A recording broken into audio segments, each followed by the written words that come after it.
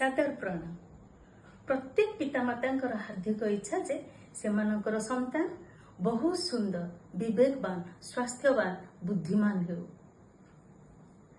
कौन आपण मैंने यह चाहते समाजर प्रत्येक व्यक्ति यह चाहती जहाँफल आमर राष्ट्र सुविकसित, संस्कारवान एवं सुशक्त हो पार। एथिपाई कौन आवश्यक? एथिपाई आवश्यक गर्भावस्थार शिशु को पर्याप्त मात्रा पोषण दरकार, जहाँफल शिशुर शरीर एवं शरीर को चलाउथिबा अंतश्चेतनार विकास सठिक भाव हो पार। फल शिशुर शारीरिक, मानसिक, आत्मिक और आध्यात्मिक विकास होगा सहित आमे जेपरि चाहूथिबा सेहीपरि ढांचारे आमे शिशु को गढ़ी तोलिबा।